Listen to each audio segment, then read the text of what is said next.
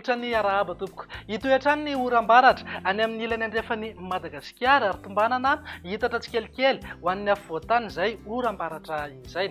Afana tanteraka ihany koa manerana ny nosy mety ho tafakatra 7 na 7 degré mihitsy maripana ambony indrindra any amin'ny atotan'ny atsimo andrefana torak'izay ihany koa ny any Betsiboka sy ny faritra Sofia.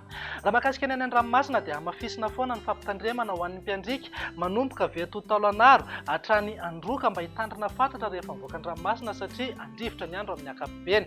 Arao atsakany sy andavany foana ny toromarika omeny manam-pahefana ny fotony isorohana ny loza mety iseho. Raha vinany toetry ny andro amin'ny rampitso maraina nijerena amin'ny Antsipriany dia mety azo orana tandrifindrahona ny Voamaraina, ny aty Manakara, ny morontsiraka atsimo atsinana ny mety hipaka hatrany Taolagnaro. Isy sisan'orana tandrifindrahona ihany koa ny morontsiraka avaratra andrefany nosy isava miandalany ihany moa izay rehefa misandratr'andro. Ny faritra hafa ho maina ny andro amin'ny ankapobeny na andrahona mitsitokotoko. Raha ny tolakandro indray dia azo orana tandrifindrahona mety arahan-kotroka indraindray ny any amin'ny ilany andrefany Madagasikara hitatra miandalana ho an'ny afovoantany izay oram-baratra izay indrindra ny alina mety azo orana tandrifindrahona ihany koa amin'ny fiafaran'ny tolakandro na ny alina ny any amin'ny morontsiraka avaratra andrefany nosy. Ny faritra hafa ny aty Laotra Mangoro, Atsinanana, Analanjorofo, ny ilany atsinanan'ny Sofia miazo ny Savasy dia namo dia ho maina tanteraka mihitsy ny andro amin'ny ankapobeny.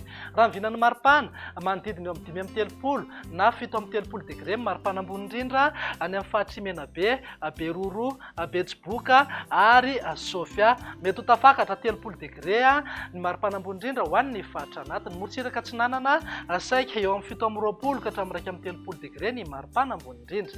Vinany toetry ny andro ny talata kosa indray dia ho maina aloha ny andro amin'ny ankapobeny ny any amin'ny faritra Diana, Sava ary Analanjorofo torak'izay ihany koa morontsiraka Menabe sy atsimo andrefana. Ny faritra hafa dia azo oram-baratra amin'ny ankapobeny dia mety hitsitokotoko ihany izay oram-baratra izay. Miandrandra orana ihany koa arak'izany ny aty amin'ny manodidina ny Laotra Mangoro sy ny faritra Atsinanana.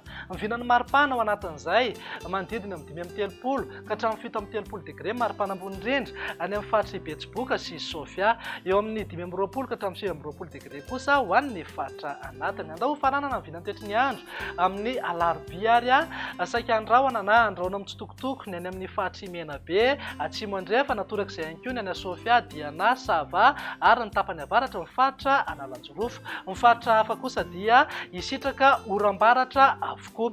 Ny vinan'ny maripana somary misy fidinany kely raha noharina ny talata eo amin'ny 20 ka hatramin'ny 17 degré zao maripana ambony indrindra ho an'ny faritra anatiny.